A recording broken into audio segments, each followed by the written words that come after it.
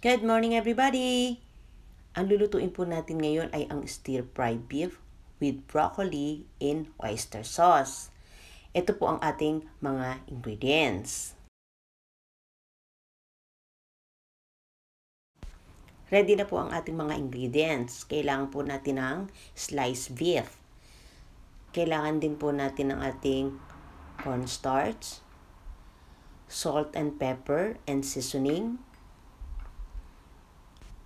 oyster sauce and hoisin sauce, garlic, soy sauce, sesame oil, onion, red bell pepper, carrots, at ang ating pong broccoli. Umpisahan na po natin. Mainit na po ang ating pan. Lagyan po natin ng cooking oil. Simple lang po ang ating lulutuin for today. So, painitin lang po natin ang ating oil and then isunod na po natin ilagay ang ating garlic.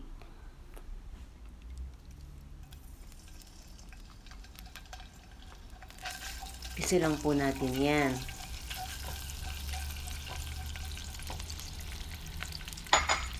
Uunahin po natin igisa ang ating mga vegetable. After po ng ating vegetable, tsaka po natin i-stir fry ang ating sliced beef. So, lagyan na po natin ang ating onion.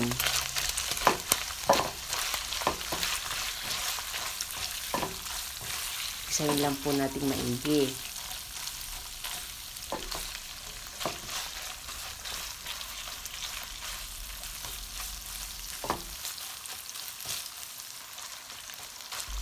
Pag mga stir fry po ang ating lulutuin, mas maganda pong marami po tayong onion para po mas malasa po ang ating lulutuin.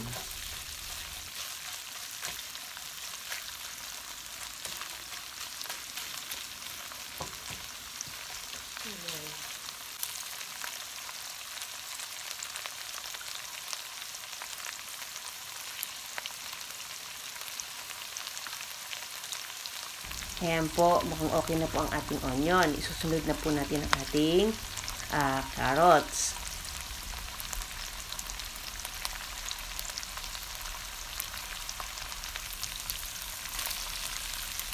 Ayan po. Gisa lang po natin yan.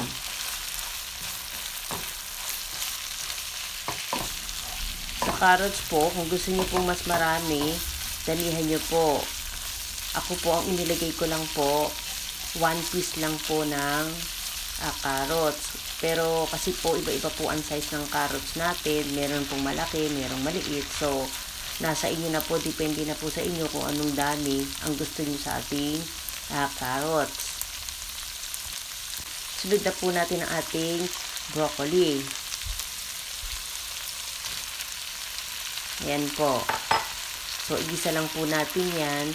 Pero hindi po natin masyadong lulutuin ang ating mga vegetable. Half cook lang po ang gagawin natin. Kasi po, after po natin itong igisa, isi-set aside po natin.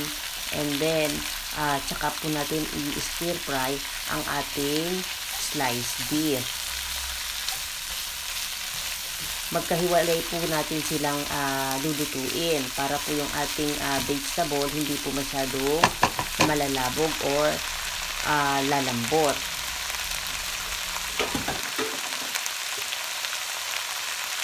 Cover po natin o takpan po natin ang ating vegetable for 1 to 2 minutes.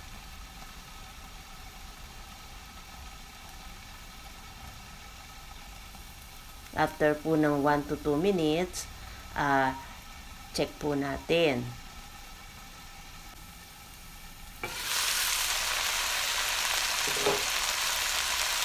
Haluin lang po natin at saka po natin ilalagay ang ating mga seasoning o ang ating pampalasa. Lagyan na po natin ang ating salt and pepper at saka po yung ating pampalasa o ating seasoning. Gayun din po ang ating red bell pepper. So, haluin lang po natin. Ganyan po. Mahina lang po ang ating fire o ang ating apoy. Yan po. After po niyan, i-cover po ulit natin siya para po yung ating mga pampalasa madisol po at humalo po sa ating mga vegetable. So, cover po ulit natin siya. Wait lang po natin ng 1 to 2 minutes. Huwag po masyadong matagal kasi po baka po malabog ang ating mga vegetable. So, check po natin. Yan po. Haluin lang po natin. Ito po. Sa akin po okay na po ito. Half cook lang po. Isi-set aside po natin ang ating mga vegetable.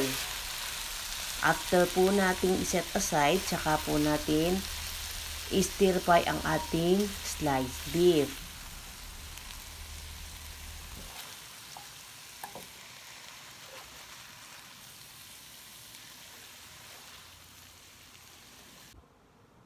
Start na po tayong mag-stir fry ng ating sliced beef. So, naglagay na po ako ng oil at saka po ng ating garlic. Hindi na po tayo maglalagay ng onion kasi po marami na po tayong onion na ilagay sa ating vegetable. So, ayan po. Ilagay ko na po ang ating sliced beef.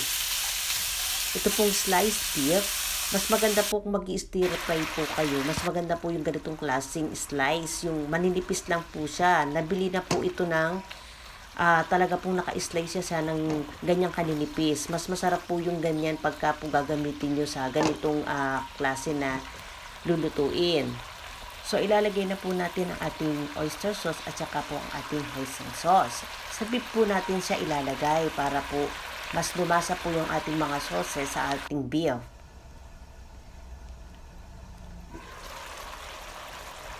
Yan po. Haluin lang po natin.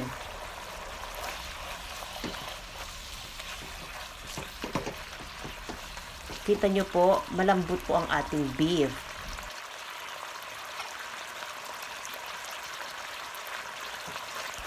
Tignan nyo po, malambot po ang ating beef. Kaya po mas maganda po na ang bibili nyo po pag stir fry po ang lulutuin niyo. Yung pong ganitong klase ng slice, yung maninipis lang po. Okay na po itong beef natin. Isasama na po natin ang ating pong mga vegetables. Yan po. Haluin lang po natin. Mix lang po natin together ang ating pong beef at ang ating pong mga vegetables.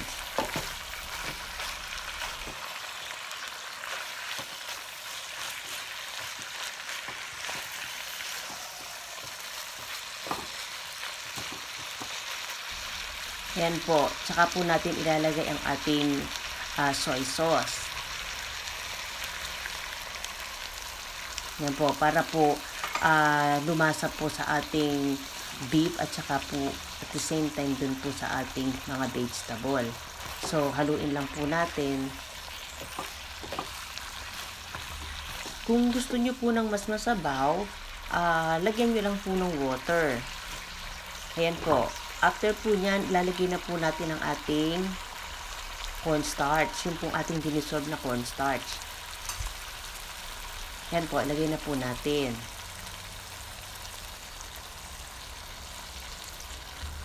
Sa point po niya na naglagay na po tayo ng cornstarch, lalapot na po yan or magti-thickness na po ang ating sauce. So, yan po yung time na maglalagay po tayo ng water. Kung gusto nyo po ng mas masabaw, dagdagan nyo po. Depende na po sa inyo kung gaano karami ang gusto nyong sabaw or sauce. So, yan po.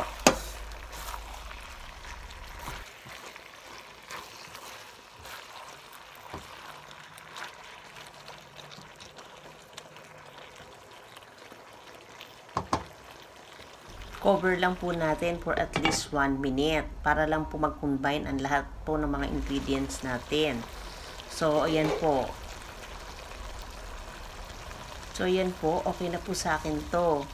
Yung pong thickness ng sauce at saka po yung crunchiness ng ating mga vegetable. Sprinkler lang po natin siya ng ating sesame seed. Ayan po.